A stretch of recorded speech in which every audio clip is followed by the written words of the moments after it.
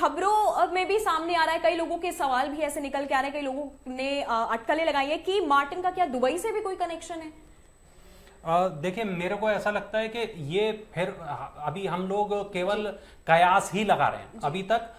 जब तक कोई खुफिया एजेंसी, जब तक कोई आधिकारिक व्यक्ति बिल्कुल जब तक वो न कह दे, तब तक हमें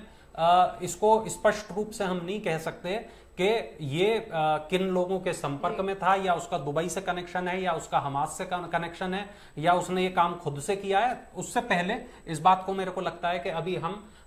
ठीक से नहीं कह पाएंगे, नहीं कहना चाहिए जिम्मेदार पत्रकारिता के नाते। जी बिल्कुल। अच्छा नवीन जी, मेरा आपसे ये सवाल है कि जैसे ये विस्फोट हुआ उसके बाद जैसे तुरंत अमित शाह ने बात करी, केरला के मंत्री से बात करी, मैं अभी अपडेट के बारे में पूछना चाहती हूँ कि अभी जितने भी मंत्री हैं उनका क्या कहना है इसमें, केंद्र सरकार इसमें क्या कार्रवाई और कर रही है? देखिए, केंद्र सरकार का सबसे पहले काम ये रहता है, जब भी कोई ऐसी घटना होती है जो ब्लास्ट जैसी घटना होती है, उसके अंदर सबसे पहले एनआईए की टीम वहां रवाना होती है जांच के लिए, और ये सुओ मोटो कॉग्निजेंस लेते हुए होम मिनिस्ट्री का प्रोटोकॉल रहता है कि वो देश में के क्षेत्राधिकार में किसी भी जगह पर, किसी भी राज्य में यदि कोई ऐसी आतंकी घटना होती है, ये एक तरीके की आतंकी घटना तो नहीं है लेकिन उससे कम भी नहीं है, क्योंकि ये जो है एक मैसेकेर जैसी घटना है, और भी ज्यादा लोग इसमें मारे जा सकते थे। एक देश के खिलाफ चलाया गया एक जो है मुहिम है जिसके तहत ये काम की गई है। हालांकि जो आरोपी है उसका ये कहना है कि कहीं ना कहीं उसने अपने बचाव के लिए ऐसी बात कही है बयान में कि ये जो समुदाय है, ये समुदाय देश को बांटने वाले कई भाषण देता है, बांटने वाली बातें करता है, इसलिए मैं इसके विचारों से सहमत नहीं हूं, जबकि मैं खुद इसी समुदाय के मानने वाला हूं।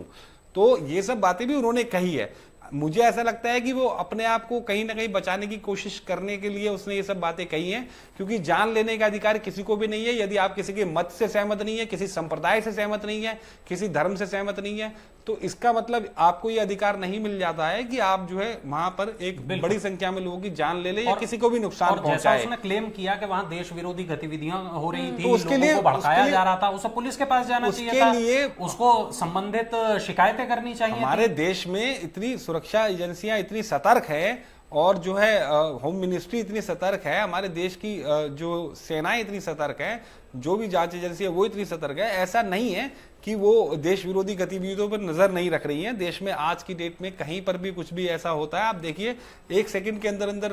जो है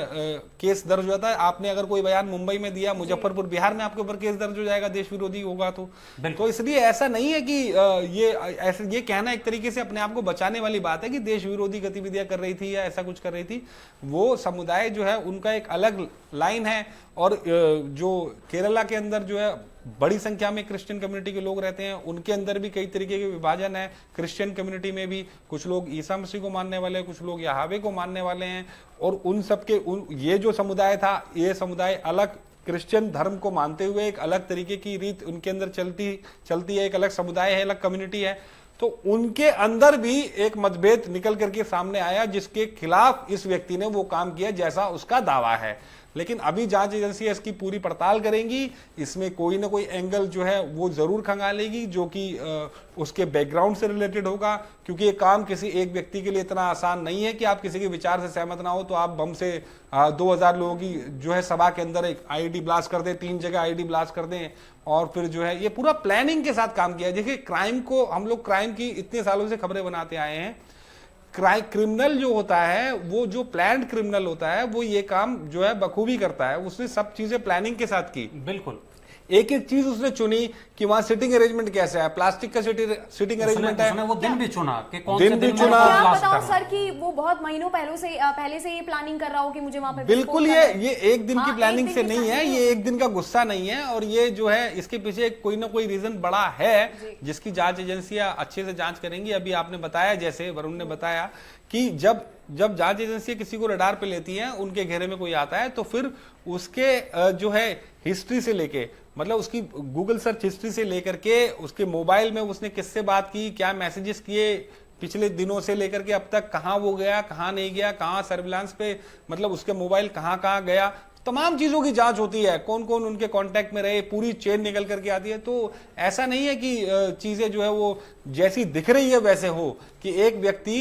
केवल विचारों से असहमति व्यक्त करते हुए वो अपना जो है गुस्सा जाहिर करने के लिए 2000 लोगों की भीड़ में 3 बम लगा देता है और उसके बाद फेसबुक लाइव करने के लिए चला जाता है और कहता है कि मैं इनसे विचार से सहमत नहीं हूं, ये लोग देश विरोधी है, इसलिए मैंने यहां ब्लास्ट कर दिया और खुद सरेंडर भी करता है फिर जाकर। जी, सरेंडर भी करता है। तो ये कहीं से भी जस्टिफिकेशन नहीं है किसी व्यक्ति का, किसी और जो है इसमें कोई ना कोई इन्वॉल्वमेंट जरूर होगी, क्योंकि जांच एजेंसियां इसीलिए वहां पर गई हैं और तमाम चीजों की जांच हो रही है। जी अच्छा, देखिए जैसे विस्फोट के बाद बहुत सारी चीजें हुई, अभी तक जो है जांच एजेंसियों का यही कहना है कि हमें थोड़ा सा समय दीजिए, जो भी नई अपडेट होगी वो हम आपको धीरे धीरे बताते रहेंगे। आखिरी सवाल, जैसे मैं अगर आपसे ओपिनियन खुद की बात करूं, जैसे नवीन जी ने बताया कि बिल्कुल एक दिन की प्लानिंग तो बिल्कुल भी नहीं हो सकती, इसके पीछे जांच एजेंसियां यही जांच कर रही हैं कि क्या कोई इससे बड़ा भी मास्टरमाइंड है, और अगर यही आपको क्या लगता है कि आने वाले टाइम में क्या ऐसा हो सकता है कि यही एक इंसान मास्टरमाइंड निकले इस पूरे मामले में? देखिए, व्यक्तिगत रूप से मैं कहूँ, मेरे को नहीं लगता कि ये किसी एक शख्स का काम है, और लेकिन मैं इसको बड़ा व्यक्तिगत रूप से कह रहा हूँ। मुझे लगता है कि अभी जब एजेंसियां इस पूरे मामले की जांच करेंगी तब शायद इसकी कई और परतें खुलेंगी, कुछ और राज सामने आएंगे। नवीन जी, मेरा भी ये मानना है कि अभी हमें थोड़ा सा इंतजार करना चाहिए, लेकिन बतौर पत्रकार मैं ये बात कह सकता हूं कि अभी तक भी जितने क्रिमिनल हिस्ट्रीज हमने देखी है उसके तहत जो है कहीं से भी